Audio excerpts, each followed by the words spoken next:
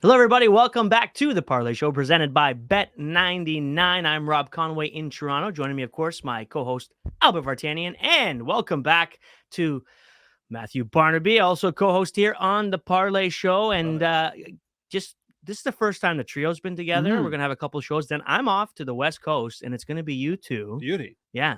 When you going? I'm going next Wednesday for UFC 289. And then going to stop over in Kelowna for a few days, and I'll be on the show though. We'll do some live hits from the West Coast, the left coast, best coast. Who's going to be out there? You're going to be out there with GSP? GSP is going to be out there. We're going to have a lot of fun. We got a few events going on over the weekend in Vancouver, and of course the big fight as well. Nunez and Aldana. Mm-hmm. Yeah, that's right. There's a place out there, Rob, called the Roxy. Okay. Great food. Open till 2 a.m. Okay. And Sunday nights is country night. I heard that somewhere on Twitter. Yeah, the Sabres or the Rangers or the Penguins never stopped off at the Roxy on the West Coast trip to Vancouver. Never. I'm sure. All right, let's get back into the NHL. We got game 1 of the Stanley Cup Finals coming up Saturday. And you mentioned it in the last segment, rest over rust, and what are we looking at here? And this is, you've said from the beginning, you much enjoy, or you feel you're better at betting the playoffs than you are regular season, just because the narrative seems to be easier to follow, the way things kind of play out.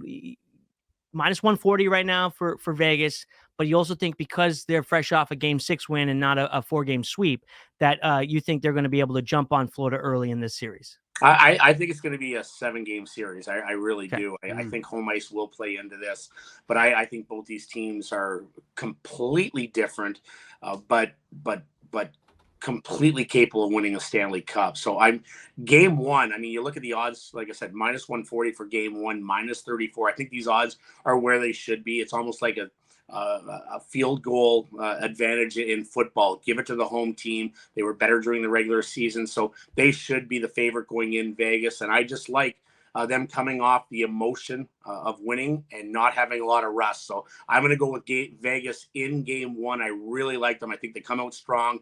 That place is a machine to play in front of. That is one of the loudest stadiums you will ever be to. I went to Winnipeg, Vegas in the playoffs a few years ago, and I couldn't believe it, how loud it was. So I'm going Vegas in game 1, minus 140. Yeah, I'm all over Vegas too, minus 140. How can you not be? I mean, based on what we've seen so far, and I love that side of it. Whereas, rest versus rust, and you're looking at a team who's coming in super hot. The same thing happened with Florida. I think throughout the entire playoffs, they didn't really have rest in between series. It was bang, bang, bang, bang, bang. Yeah. And now here they are. They have a chance to do that. So, but Vegas, I think, coming in hot right now. I think that there's an element to it too. Like it's not like a letdown because you're playing game 1 of the Stanley Cup Final, Barney, but there is a bit of like just your body relaxes, which may be a good thing over the next 2.5 weeks. But out of the gate and just getting your sea legs, if you will, back underneath you and feeling like you're feeling that level of intensity that you've had for them for a very, very long time. Because remember, they were just absolutely dogged trying to get into the playoffs as well. So it's been a really long time to have that, excessive energy going through your body every single night. And then all of a sudden, it was like, okay, we'll just take not a couple weeks, but take 10 days off. And then we need you to be ready to go at 110 again. And it's not like they're Vegas is playing 2 days later. They're getting 4 days off. Like they're playing 4 days later. So they're going to be rested. I mean, the only thing that it helps with is if you have an injury that is really nagging and you need some time off. So that's where it helps. If not, I want to jump right into another series. We all want to sweep. We know that. But once you get there and then you bet that side of it, listen, I'm taking the emotion all the time. So I'm on Vegas. I'm on them big. I think they come out strong in the first period and a half, set the tone like they did in game 6. So Albert, you are on Vegas. Barney, you're on Vegas as well. We can get into this a little bit real quick with the betting and the consummate. These odds are based on the entire, it's not NBA finals, which is supposed to be the finals performance. This is the entire playoffs to date. But the favorites right now, we have Bobrovsky, then Tkachuk, and then Jack Eichel. We were talking, Albert, off air, how you can't believe that Jack Eichel is the favorite from Vegas. Now, for the first thing you have to do is identify what team's going to win, because no goaltender has done any. I mean, Bobrovsky's been great, but he's not been J.S. Giguère. He's not going to win the Conn Smythe if they don't win the Stanley Cup. So you have to decide who you like to win. Now, if you like Vegas, Albert, I'll start with you. You think it's wide open right now? I think there's probably I'll go 3 guys for sure. Marchessault, Carlson. Carlson's got 10 goals.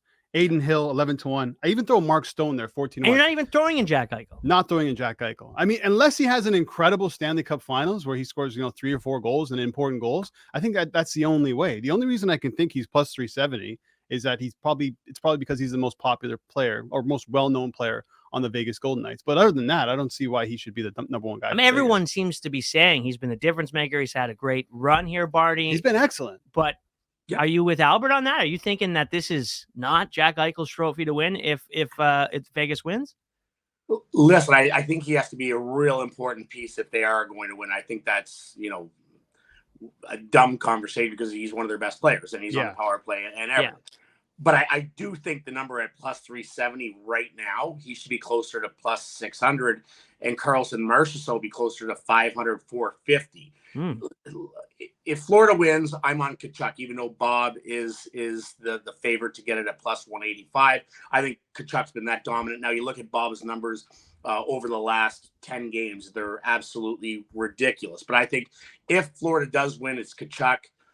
But I do think Eichel finds a way to get it done. I'm not betting it at plus 375. I'm betting Marchessault at plus 600 because I think there's better value there. Carlson with 10 goals. Can he keep going? If he can, he could be that guy. But I think it's Eichel or Marchessault. And listen, if Stone has a big one, it's all about value. Eichel at plus 370, I just don't think there's value there. Marchessault at plus 600, I think there's way more value on that number than Eichel.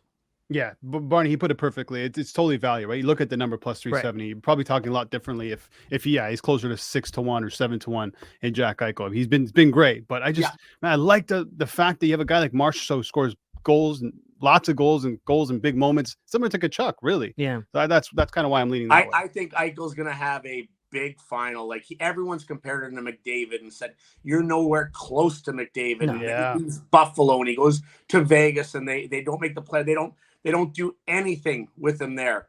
Now he's getting to his final. Now he has a chance to really be the focus of the NHL in Canada, in the United States for 2 straight weeks. This is his time to shine and kind of write a new narrative. Listen, I don't care if he's the best player in this final. He's nowhere near McDavid. But he could be hoisting a Stanley Cup, which McDavid doesn't have, which eludes him, and really put him on a different level on where people think of Jack Eichel because he's kind of been forgotten about. And also, I think he wants to stick it to the Buffalo fans, media, and the Buffalo Sabres. And listen, he's trying. He has so many scoring chances. He can't bury 59 shots. I think it's like 3rd in the NHL playoffs right now. So he's putting himself in good position. So maybe that's all he needs is some time, and these are going to start going in. Yeah, if he has a big, I think you guys are right. I think if he has a big finals, and that catapults him back into conversation. But there is some value there with Vegas. So I think Vegas is winning the Stanley Cup. So you don't have to just pick one, right? You just if you pick 2, 3, it's okay as long as the odds are give you enough to have a return that one of those guys end up winning. Yeah, you could take Eichel, Marchessault, and Carlson, and just pray that Stone doesn't win it. Yeah, and you'll come out on top. Yeah, and you come out on top. You hope one of the further ones, and if Eichel wins it, you make plus 75. Like, you make a little bit of money. Yeah, exactly. What would a guy like Alex Pietrangelo need to do, Barney, you think, to win this thing? I don't think he's even in the running. I just don't. I don't think he's there. There's been too many hot scores. 18 points for Eichel, 16, 17 Stone, Carlson, 10 goals. I don't think he's in the conversation. All right. Well, before we put this all to bed, we were talking about my golf round where I went 44-36. And the way I played on the front 9, I don't think I could have beat Matthew Barnaby at golf. No disrespect to Matthew Barnaby. That's a bit of a shot. The way I played on the front 9. But the way I played on the back 9 was kind of like a 6-0 win in game 6. Anyway, just kidding. But Barney, I want to get to the comments of Bruce Cassidy. That was the funniest thing I've ever seen. This guy's in the heat of the moment here, trying to figure out a way to get a Stanley Cup final. And he decides he has to throw some shade at the Arizona Coyotes by saying, I don't think we beat Arizona in January. And like he's absolutely correct when he gave him 24 giveaways and all that stuff. But like, why you got to be like that? I think Bruce? he caught himself too. He By did. the way, he The totally no caught himself. disrespect so good. Like Yeah. it's just like, oh, no disrespect. Not that I meant it. But That's like when I played golf with you about 3 weeks ago, a month ago, and I would have brought up, oh my God, remember Rob when you were hitting that driver so far left that Lassie couldn't find it if it was wrapped in bacon? But you were hitting it great. That's right. I mean, you were crushing the driver. You hit a 4-iron or a 6-iron, actually a 6-iron to like 10 feet, just missed the eagle putt. Yeah. Yes, pat yourself on the back, but pat yourself. But yes, Cassidy, it's like breaking up with your girlfriend and looking at her and saying it's not you, it's me. It's me. Come on. He's throwing shade where it doesn't have to. You just say our team wasn't good enough. Our team wasn't good enough. But Arizona, in hindsight, probably deserves all of this, not from only their team and the way that they performed, but certainly that team just being there right now, or an arena getting rejected. But yeah, Bruce, your team found a way to win, but don't throw any more shade. I just want to know how the thought process, circling back to that, while he was sitting up there in a press conference and he's thinking, how can I explain this best? I think he was just being. It was a completely honest moment. Yeah, right. And you know, I'm surprised. I'm surprised he didn't say, you know what, if we were playing golf, we couldn't have even beaten Matthew Barnaby on that front nine. Barnaby, if you're on the Coyotes, are you taking the offense to that? If you're one of the players? Of course. Yeah. And no one, everyone has a little bit of an ego. Everyone wants to be thought of as good, but listen, they aren't going to put more into it next year when they play them. That's going to be on the board, and the coach is going to be throwing that up there, Andre Turney. But yeah, like right now they're just like, why is he bringing it in? Yeah, I'm trying to golf here in Scottsdale, and I'm catching Clayton Keller. Oh, the group chat's on fire. Yeah. Oh yeah, like, guys, what's going on here? Clayton Keller's a +1 handicap. He's not watching hockey right now. No kidding. No, we were at those bars. I know what he's doing. Yeah, that's right. That's right. What's that? Whisper Rock? They're all at Whisper Rock right now going, what the heck's going on here? We're just trying to finish up our 18 and we're getting texts going, did you hear what Bruce said about you last night? Come on, give me a break. All right, quickly get into the NBA. We'll talk a little golf as well. But the NBA last night, a little bit of a disappointment, anticlimactic, I guess. But the 3-0 team remains 151-0 in the NBA. Barney, did you catch the game? Were you surprised by the outcome? This is my thought process here, guys, and you can tell me. When you're down 3-0, we've seen it a lot in these playoffs for both the NBA and the NHL. It's not a matter of can you win 4 straight games. All of these teams have won 4 straight games. It's the other team has to pretty much play 4 bad games, because this was a little different because the Celtics were supposed to be the much better team, but usually it's 2 close teams, and unless you play 4 perfect games, you need the other team to have a couple bad ones, and the math just makes it hard for you to get 4 straight. You're not playing the Arizona Coyotes 4 times in a row. Yeah, exactly. Yeah. Right. You're not playing them 4 times in a row. No disrespect. No disrespect. But you hit it on the head. You're not going to play 4 great games in a row. Yeah. I don't care if it's hockey. I don't care if it's football. You have to win ugly and find a way. And the numbers just don't play into that. That's why it's so hard to beat the same team. The same team, not 4 different teams or 4 weaker teams, or just the same team 4 times in a row. Everything has to align, and good for them for fighting back. I thought they were going to win it only because they were going back home. If it was in Miami, I'd be like, okay, I'm going to lean Miami. But going back home, they are the better team, but they weren't good at all. They weren't good at all. They couldn't beat the Raptors at the end of the season the way that they played. So great for Miami. This has been a great story.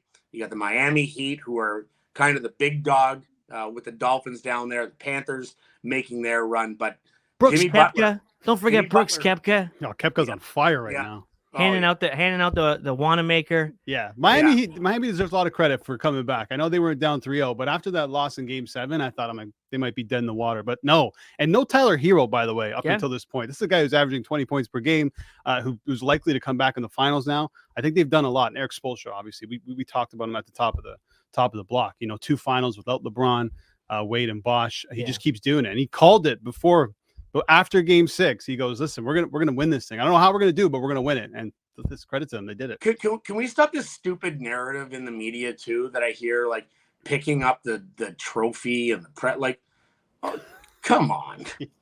Come on.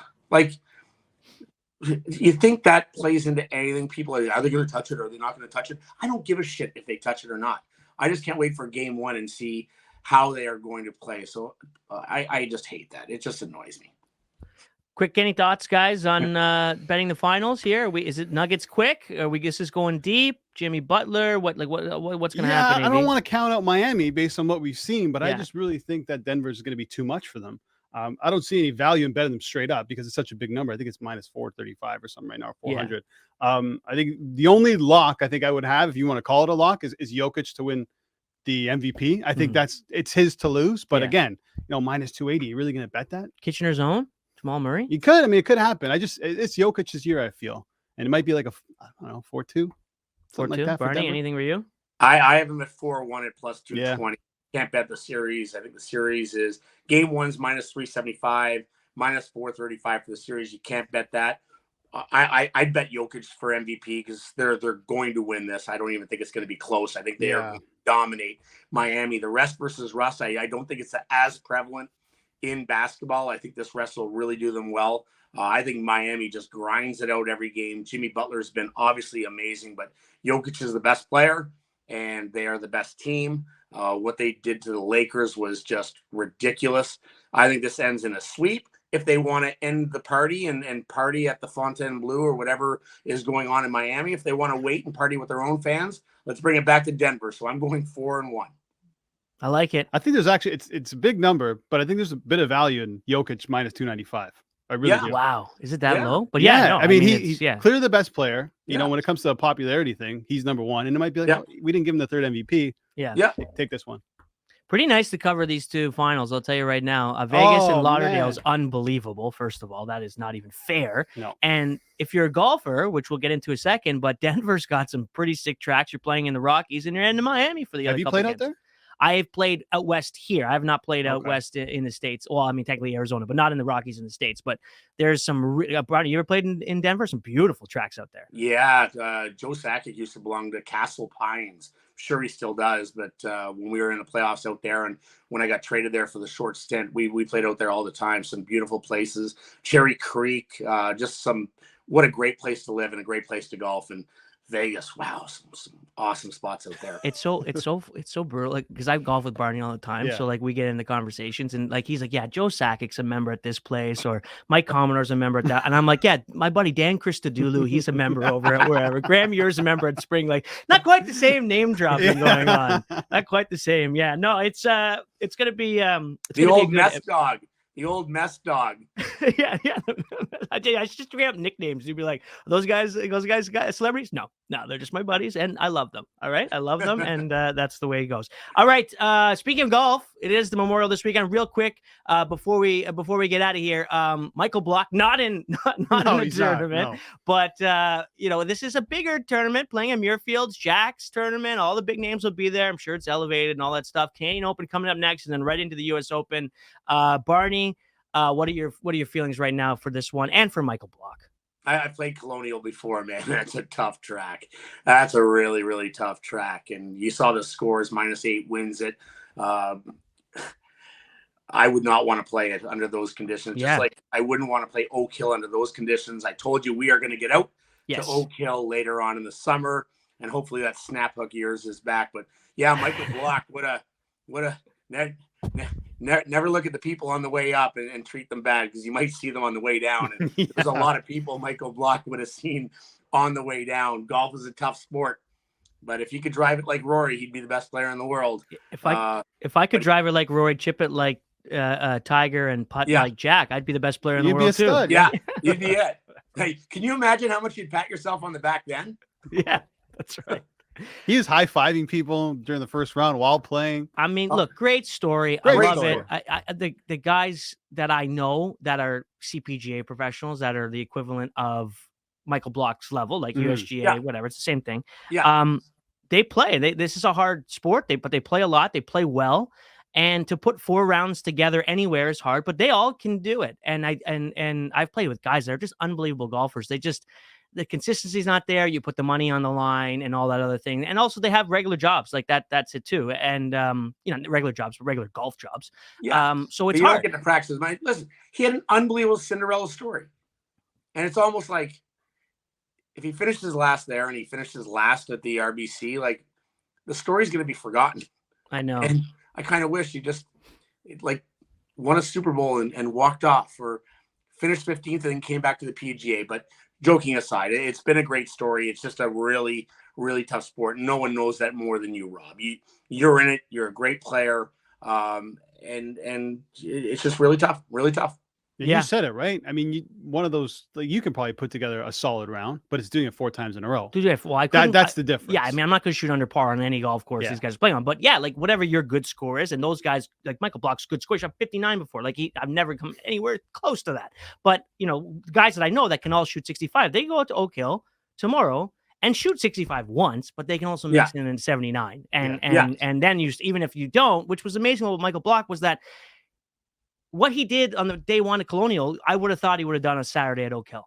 Shot in 82, 83, 84, 85, whatever. Because eventually the Cinderella story usually runs out at those events because there's just too much pressure, too big of a paycheck at the end of the road. And good on him to keep it going. It's too bad, like you said, if he ends up playing terrible at the RBC. You're going to be at the RBC. Yeah, I'll be there. And you can have a quick chat with him. I would love to chat with him, just talk to him to see how I want to see him in person. I want to see his game. He comes across as a really nice guy as well. So, I mean, just listen, everything worked at the PGA Championship. Doesn't always happen. Everything clicked over 4 days, and you're going to have those moments. Listen, last place at the Colonial. I mean, it's not that bad. It really isn't that bad considering what he's done so far. No. And he came back, and if he put like together 288s or something, that would have been really bad. He came back and showed 3-4 over. I mean, Harry Higgs was plus 12 and Block was plus 15. Somebody said too that the Colonials tearing up their greens at the end of the tournament, so like they were running at like 15 and 16 stiff. And you're like, that is just come on, silly, silly. So I would have shot $1 million there for sure. I wouldn't even be able to be Matthew Barnaby on that course. Barney, it's great to have you back, my man. Man, I missed this. I'm going back to Europe. All right. This has been a great show. Great to have you back.